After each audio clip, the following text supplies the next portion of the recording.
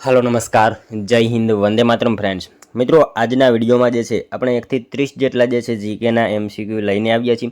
મિત્રો આવનારી એક્ઝામ જે છે કોન્સ્ટેબલની એની જો તમે તૈયારી કરતા હોય તો વિડીયોમાં છેલ્લે સુધી જોતા રહેજો। દરરોજ જે છે મિત્રો આપણે આવું મોડલ પેપર જે છે એ લઈને આવીએ છીએ, બરાબર। તો ચેનલ ઉપર નવા હોય તો મિત્રો ચેનલને પણ ખાસ સબસ્ક્રાઇબ કરી લેજો।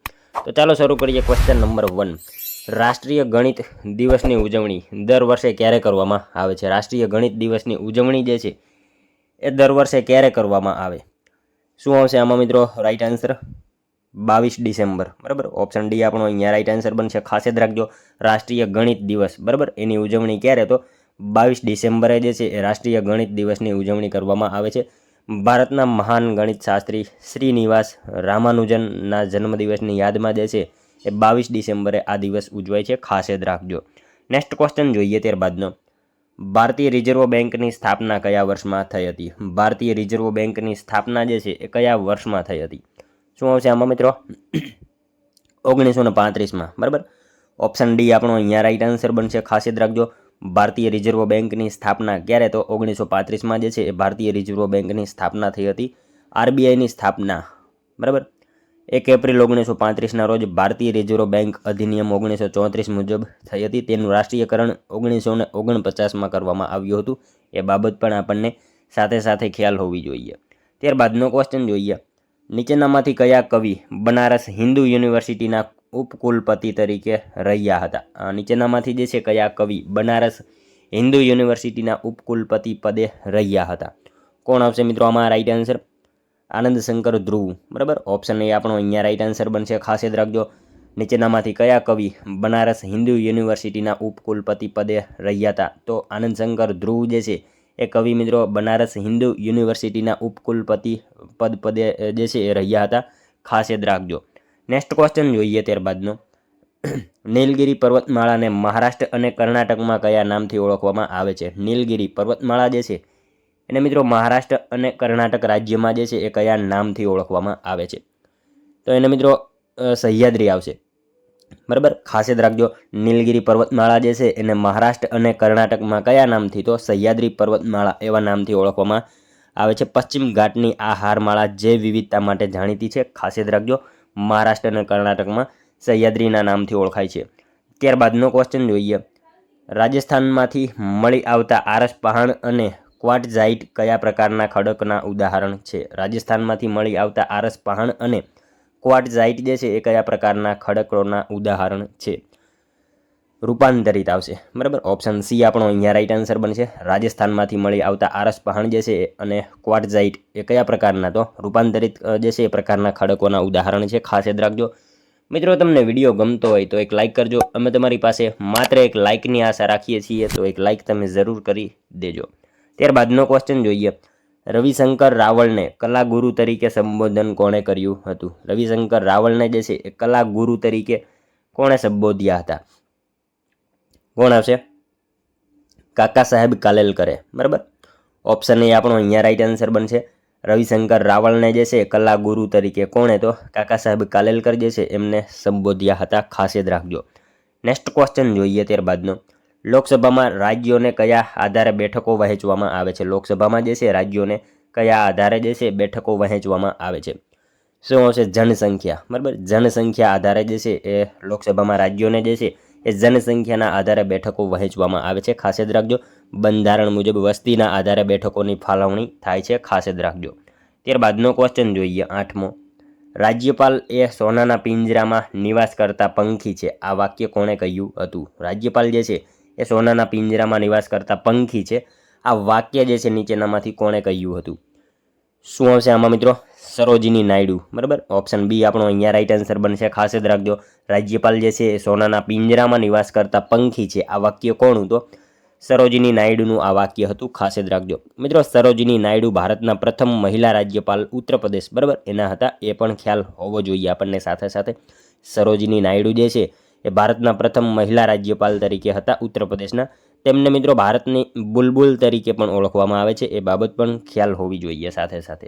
ત્યારબાદનો ક્વેશ્ચન જોઈએ, કોઈ રાજ્યની વિધાનસભામાં વધુમાં વધુ કેટલા સભ્યો હોય છે? કોઈ રાજ્યની વિધાનસભામાં જે છે એ વધારેમાં વધારે કેટલા સભ્યો હોય? તો 500, બરાબર. વધારેમાં વધારે 500 હોય. કોઈ રાજ્યની વિધાનસભામાં વધુમાં વધુ કેટલા? તો 500 સભ્યો જે છે એ હોય છે. બંધારણની કલમ 170 મુજબ વિધાનસભામાં વધુમાં વધુ 500 અને ઓછામાં ઓછા 60 સભ્યો હોવા જરૂરી છે. ત્યારબાદનો ક્વેશ્ચન જોઈએ. મૂળભૂત અધિકારોમાં કયા અધિકારને ડૉક્ટર BR આંબેડકરે બંધારણનો આત્મા ગણાવ્યો હતો? મૂળભૂત અધિકારોમાં જે છે એ કયા અધિકારને બાબા સાહેબે જે છે બંધારણનો આત્મા ગણાવ્યો હતો? શું હશે? બંધારણીય ઉપચાર, બરાબર. બંધારણીય ઉપચારનો જે છે અધિકાર એને બાબા સાહેબે બંધારણનો આત્મા ગણાવ્યો હતો. અનુચ્છેદ 32ને બંધારણનો આત્મા અને હૃદય તરીકે ગણાવ્યા હતા. ખાસ યાદ રાખજો. ત્યારબાદનો ક્વેશ્ચન જોઈએ 11મો. જીવ વિજ્ઞાનમાં વર્ગીકરણના પિતાનું બિરુદ પામેલા વૈજ્ઞાનિકનું નામ જણાવો. જીવ વિજ્ઞાનમાં જે છે એ મિત્રો વર્ગીકરણના પિતાનું બિરુદ પામેલા વૈજ્ઞાનિકનું નામ જણાવો. કોણ આવશે? કાર્લ લિનિયસ, બરાબર. ઓપ્શન બી આપણો અહીંયા રાઈટ આન્સર બનશે. ખાસ યાદ રાખજો. જીવ વિજ્ઞાનમાં વર્ગીકરણના પિતાનું બિરુદ પામેલા કોણ? તો કાર્લ લિનિયસ જે છે એ આપણો રાઈટ આન્સર બનશે. કાર્લ લિનિયસે જે છે એ સજીવોના નામકરણ માટે દ્વિનામી નામકરણ પદ્ધતિ આપી હતી. ખાસ યાદ રાખજો. ત્યારબાદનો ક્વેશ્ચન જોઈએ. મુગલ શાસન દરમિયાન અમદાવાદના કયા નગર શેઠ રાજ્યના ઝવેરી રહ્યા હતા? મુગલ શાસન દરમિયાન જે છે અમદાવાદના જે છે કયા નગર શેઠ રાજ્યના ઝવેરી રહ્યા હતા? કોણ આવશે મિત્રો આમાં? મુગલ શાસન દરમિયાન જે છે અમદાવાદના શાંતિદાસ, બરાબર. શાંતિદાસ જે છે એ નગર શેઠ જે છે એ ઝવેરી રહ્યા હતા. ખાસ યાદ રાખજો. શાંતિદાસ ઝવેરી જૈન વેપારી હતા અને તેમણે ચિંતામણી પાર્શ્વનાથ મંદિર બંધાવ્યું હતું. એ બાબત પણ આપણને સાથે સાથે ખ્યાલ હોવી જોઈએ. ત્યારબાદનો નેક્સ્ટ ક્વેશ્ચન. સાપેક્ષવાદનો સિદ્ધાંત આપનાર વૈજ્ઞાનિકનું નામ જણાવો. સાપેક્ષવાદનો સિદ્ધાંત આપનાર વૈજ્ઞાનિકનું નામ જણાવો. કોણ આવશે? આઈન્સ્ટાઈન, બરાબર. ઓપ્શન બી આપણો અહીંયા રાઈટ આન્સર બનશે. ખાસ યાદ રાખજો. સાપેક્ષવાદનો સિદ્ધાંત આપનાર વૈજ્ઞાનિક કોણ? તો આઈન્સ્ટાઈન જે છે એ સાપેક્ષવાદનો સિદ્ધાંત આપનાર વૈજ્ઞાનિક છે. ખાસ યાદ રાખજો. ત્યારબાદનો ક્વેશ્ચન જોઈએ. નીચેનામાંથી કયું મટીરિયલ સારામાં સારું વિદ્યુત સુવાહક છે? નીચેનામાંથી જે છે કયું મટીરિયલ સારામાં સારું વિદ્યુત સુવાહક છે? ચાંદી આવશે અહીંયા. ઓપ્શન બી રાઈટ આન્સર બનશે. ખાસ યાદ રાખજો. નીચેનામાંથી કયું મટીરિયલ સારામાં સારું વિદ્યુત સુવાહક છે? તો ચાંદી આપણો અહીંયા રાઈટ આન્સર બનશે. ચાંદી એ વિદ્યુતનું સૌથી શ્રેષ્ઠ સુવાહક છે. ત્યારબાદ તાંબાનો ક્રમ આવશે. એ બાબત પણ આપણને ખ્યાલ હોવી જોઈએ. ત્યારબાદનો ક્વેશ્ચન જોઈએ. જિલ્લા કલેક્ટર ગુજરાત સરકારના કયા વિભાગ હેઠળ સીધી રીતે કાર્ય કરે છે? જિલ્લા કલેક્ટર જે છે એ ગુજરાત સરકારના કયા વિભાગ હેઠળ સીધી રીતે કાર્ય કરે છે? શું આવશે મિત્રો? મહેસૂલ વિભાગ આવશે, બરાબર. ઓપ્શન ડી રાઈટ આન્સર બનશે. ખાસ યાદ રાખજો. જિલ્લા કલેક્ટર ગુજરાત સરકારના કયા વિભાગ હેઠળ સીધી રીતે? તો મહેસૂલ વિભાગ હેઠળ જે છે એ સીધી રીતે કાર્ય કરે છે જિલ્લા કલેક્ટર. ખાસ યાદ રાખજો. જિલ્લા કલેક્ટર એ જિલ્લાના મુખ્ય મહેસૂલી અધિકારી ગણાય છે, બરાબર. ખાસ યાદ રાખજો. નેક્સ્ટ ક્વેશ્ચન જોઈએ ત્યારબાદનો. પ્રધાનમંત્રીની નિમણૂક રાષ્ટ્રપતિ કરશે અને પ્રધાનમંત્રીની સલાહથી રાષ્ટ્રપતિ બીજા મંત્રીઓની નિમણૂક કરશે. ભારતીય સંવિધાનનો આ આર્ટિકલ જણાવો. પ્રધાનમંત્રીની નિમણૂક રાષ્ટ્રપતિ કરશે અને પ્રધાનમંત્રીની સલાહથી રાષ્ટ્રપતિ બીજા મંત્રીઓની નિમણૂક કરશે. ભારતીય સંવિધાનનો આ આર્ટિકલ જણાવો. અનુચ્છેદ શું આવશે? 75 આવશે, બરાબર. ઓપ્શન બી રાઈટ આન્સર આપણો અહીંયા બનશે. ખાસ યાદ રાખજો. ત્યારબાદનો ક્વેશ્ચન જોઈએ. આકસ્મિક ખર્ચાઓને પહોંચી વળવા માટે બંધારણના અનુચ્છેદ 267 પ્રમાણે કઈ જોગવાઈ છે? આકસ્મિક ખર્ચાઓને પહોંચી વળવા માટે જે છે એ બંધારણના અનુચ્છેદ 267 પ્રમાણે જે છે એ કઈ જોગવાઈ કરવામાં આવેલી છે? આકસ્મિક નિધિ, બરાબર. ઓપ્શન બી આપણો અહીંયા રાઈટ આન્સર બનશે. ખાસ યાદ રાખજો. આ નિધિ રાષ્ટ્રપતિના હસ્તક હોય છે, જેનો ઉપયોગ કટોકટીના સમયે થાય છે. ખાસ યાદ રાખજો. ત્યારબાદનો ક્વેશ્ચન જોઈએ. ઓઇલ રિફાઇનરી મથક તરીકે પ્રખ્યાત કોયલી કયા જિલ્લામાં આવેલું છે? મિત્રો સાવ ઇઝી ક્વેશ્ચન છે. ઓઇલ રિફાઇનરી મથક તરીકે પ્રખ્યાત કોયલી જે છે એ ક્યાં આવશે? વડોદરા જિલ્લામાં આવેલું છે. ખાસ યાદ રાખજો. ઓપ્શન ડી આપણો અહીંયા રાઈટ આન્સર બની જશે. નેક્સ્ટ ક્વેશ્ચન જોઈએ ત્યારબાદનો. દ્વારકા જતા નજીકનો નારેશ્વર પોઈચા તેમજ આજુબાજુના વિસ્તારને કયા નામથી ઓળખવામાં આવે છે? દ્વારકા જતા નજીક જે છે નજીકનો વિસ્તાર નારેશ્વર પોઈચા તેમજ આજુબાજુનો વિસ્તાર જે છે એને કયા નામથી ઓળખવામાં આવે છે? તો એને મિત્રો દારૂકાવન, બરાબર. દારૂકાવન એવા નામથી ઓળખવામાં આવે છે આ વિસ્તારને. પૌરાણિક માન્યતા મુજબ આ વિસ્તાર દારૂકાવન તરીકે જાણીતો હતો, જેનો ઉલ્લેખ ધાર્મિક ગ્રંથોમાં જોવા મળે છે. નેક્સ્ટ ક્વેશ્ચન જોઈએ ત્યારબાદનો. ભારતના પ્રથમ રાષ્ટ્રપતિ ડૉક્ટર રાજેન્દ્ર પ્રસાદની ઉપસ્થિતિમાં પ્રસિદ્ધ સોમનાથ મંદિરનો જીર્ણોદ્ધાર ક્યારે કરવામાં આવ્યો હતો? ભારતના જે છે પ્રથમ રાષ્ટ્રપતિ ડૉક્ટર રાજેન્દ્ર પ્રસાદની ઉપસ્થિતિમાં પ્રસિદ્ધ સોમનાથ મંદિરનો જીર્ણોદ્ધાર ક્યારે કરવામાં આવ્યો હતો? કઈ સાલ આવશે મિત્રો આમાં? 1951માં, બરાબર, 1951માં કરવામાં આવ્યો હતો. ભારતના પ્રથમ રાષ્ટ્રપતિ જે છે ડૉક્ટર રાજેન્દ્ર પ્રસાદ, એમની ઉપસ્થિતિમાં પ્રસિદ્ધ સોમનાથ મંદિરનો જીર્ણોદ્ધાર ક્યારે હતો? 1951માં સોમનાથ મંદિરનો જીર્ણોદ્ધાર કરવામાં આવ્યો હતો. ખાસ યાદ રાખજો. સરદાર પટેલ, બરાબર, સરદાર વલ્લભભાઈ પટેલના સંકલ્પથી આધુનિક સોમનાથ મંદિરનું નિર્માણ થયું હતું. ખાસ યાદ રાખજો. ત્યારબાદનો ક્વેશ્ચન જોઈએ. ગુજરાતમાં સૌથી મોટા કદના ખેતરો કયા જિલ્લામાં જોવા મળે છે? મિત્રો, ગુજરાતમાં જે છે સૌથી મોટા કદના ખેતરો જે છે એ કયા જિલ્લામાં જોવા મળે છે? ડાંગ જિલ્લામાં, બરાબર. ઓપ્શન બી રાઈટ આન્સર બનશે. ખાસ યાદ રાખજો. ગુજરાતમાં સૌથી મોટા કદના ખેતરો જે છે એ કયા જિલ્લામાં? તો ડાંગ જિલ્લામાં જોવા મળે છે. નેક્સ્ટ ક્વેશ્ચન જોઈએ ત્યારબાદનો.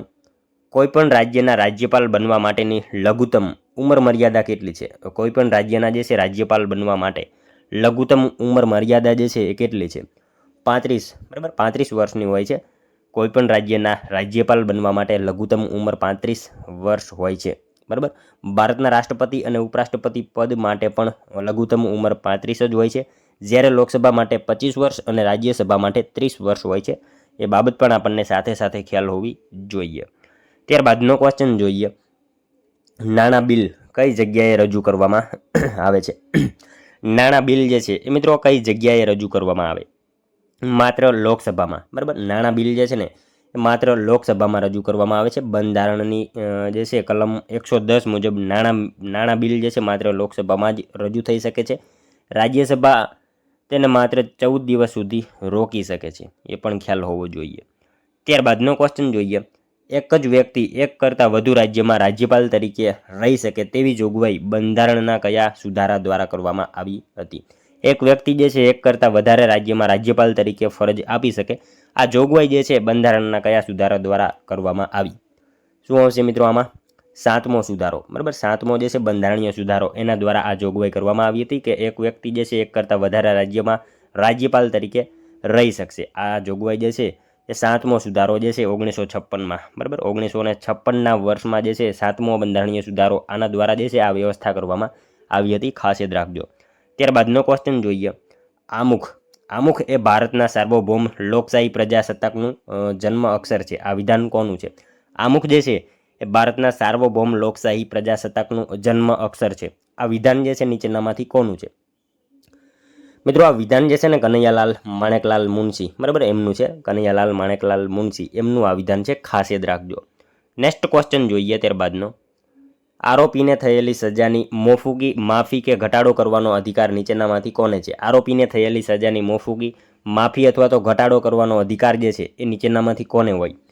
તો રાજ્યપાલને હોય, બરાબર. ઓપ્શન સી આપણો અહીંયા રાઈટ આન્સર બનશે. આરોપીને થયેલી સજાની મોફૂકી, માફી અથવા તો ઘટાડો કરવાનો અધિકાર જે છે એ રાજ્યપાલ પાસે હોય છે. રાષ્ટ્રપતિ પાસે અનુચ્છેદ 72 મુજબ અને રાજ્યપાલ પાસે જે છે અનુચ્છેદ 161 મુજબ માફી આપવાની સત્તા હોય છે. ખાસ યાદ રાખજો. રાજ્યપાલ મૃત્યુદંડની સજા માફ કરી શકતા નથી, એ પણ ખ્યાલ હોવો જોઈએ. ત્યારબાદનો ક્વેશ્ચન જોઈએ. અન્ય પછાત વર્ગને રાષ્ટ્રીય કક્ષાએ કયા નામથી ઓળખવામાં આવે છે? મિત્રો, અન્ય પછાત વર્ગને જે છે રાષ્ટ્રીય કક્ષાએ કયા નામથી ઓળખવામાં આવે છે? તો મંડલ કમિશન, બરાબર. અન્ય પછાત વર્ગને જે છે એ રાષ્ટ્રીય કક્ષાએ કયા નામથી? તો મંડલ કમિશન એવા નામથી ઓળખવામાં આવે છે. 1979માં બીપી મંડલની અધ્યક્ષતામાં આ કમિશન નિમાયું હતું, જેણે ઓબીસી માટે 27% અનામતની ભલામણ કરી હતી. ખાસ યાદ રાખજો, બરાબર. ત્યારબાદનો ક્વેશ્ચન જોઈએ. ગુજરાતમાં ખારેક અને ખજૂરના ઉત્પાદનમાં કયો જિલ્લો પ્રથમ સ્થાન છે? ગુજરાતમાં જે છે એ ખારેક અને ખજૂરના ઉત્પાદનમાં કયો જિલ્લો પ્રથમ સ્થાને છે? કચ્છ જિલ્લો, બરાબર. કચ્છ જિલ્લો જે છે મિત્રો ગુજરાતમાં ખારેક અને ખજૂરના ઉત્પાદનમાં જે છે એ પ્રથમ સ્થાન ધરાવે છે. કચ્છના મુન્દ્રા અને માંડવીમાં ખારેકનું સૌથી વધારે ઉત્પાદન થાય છે. કચ્છની દેશી ખારેકને મિત્રો જીઆઈ ટેગ પણ મળ્યો છે, એ બાબત પણ આપણને ખ્યાલ હોવી જોઈએ. ત્યારબાદનો ક્વેશ્ચન જોઈએ. ગુજરાતનું સૌપ્રથમ વિન્ડ ફાર્મ ક્યાં સ્થપાયું હતું? ગુજરાતનું મિત્રો સૌપ્રથમ વિન્ડ ફાર્મ જે છે એ ક્યાં સ્થપાયું હતું? માંડવી ખાતે આવશે. ઓપ્શન બી રાઈટ આન્સર બનશે. ગુજરાતનું જે છે સૌપ્રથમ વિન્ડ ફાર્મ ક્યાં? તો માંડવી ખાતે જે છે ગુજરાતનું સૌપ્રથમ વિન્ડ ફાર્મ સ્થપાયું હતું. એશિયાનું પ્રથમ વિન્ડ ફાર્મ જે છે કચ્છના માંડવી ખાતે, બરાબર. સાલ પણ યાદ રાખજો, 1986ની સાલમાં જે છે સ્થાપવામાં આવ્યું હતું, બરાબર. નેક્સ્ટ ક્વેશ્ચન જોઈએ ત્યારબાદનો. ગુજરાતમાં તેરા ફોર્ટ ગઢ જે છે કયા તાલુકામાં આવેલ છે? તેરા ફોર્ટ જે છે એ મિત્રો અબડાસામાં આવશે, બરાબર. ઓપ્શન એ રાઈટ આન્સર બની જશે. આ કિલ્લો જામ લાખાજી દ્વારા બનાવવામાં આવ્યો હતો અને તે રામાયણ શૈલીના ભીંતચિત્રો માટે જાણીતો છે. એ બાબત પણ આપણને ખ્યાલ હોવી જોઈએ. મતલબ આ કિલ્લો જે છે ને કોણે બંધાવ્યો હતો? ક્યારેક પ્રશ્ન પૂછાય તો જામ લાખાજી, બરાબર, એમના દ્વારા બનાવવામાં આવ્યો હતો આ કિલ્લો. ત્યારબાદનો ક્વેશ્ચન જોઈએ મિત્રો. આનો એક આન્સર જે છે ને એ તમારા કોમેન્ટમાં જણાવવાનો રહેશે, બરાબર. 31મો જે છે પ્રશ્ન, એનો આન્સર મિત્રો તમારે કોમેન્ટમાં જણાવવાનો રહેશે. કચ્છ જિલ્લામાં આવેલ પવિત્ર તીર્થધામ ભદ્રેશ્વર કયા સંપ્રદાય સાથે સંકળાયેલું છે? બરાબર. આનો એક આન્સર તમારે કોમેન્ટમાં જણાવવાનો રહેશે. કચ્છ જિલ્લામાં આવેલ પવિત્ર તીર્થધામ જે છે ભદ્રેશ્વર, આ કયા સંપ્રદાય સાથે સંકળાયેલું છે? આનો એક આન્સર મિત્રો તમે કોમેન્ટમાં જણાવી દેજો, બરાબર. મિત્રો આ મંદિર જે છે ને વસઈ, બરાબર, વસઈ તરીકે પણ ઓળખાય છે. એ બાબત આપણને ખ્યાલ હોવી જોઈએ, જેનું જીર્ણોદ્વાર શેઠ જગડુશાહે કરાવ્યું હતું. તો મેં તમને આમાં હિન્ટ આપી દીધી. તો આ જે છે કયા સંપ્રદાય સાથે સંકળાયેલ છે? આનો એક આન્સર તમે કોમેન્ટમાં જણાવી દેજો. અને મિત્રો આ 30 MCQ હતા, તમારા એમાંથી કેટલા સાચા પડ્યા એ પણ તમારે કોમેન્ટમાં જણાવવાનું રહેશે, બરાબર.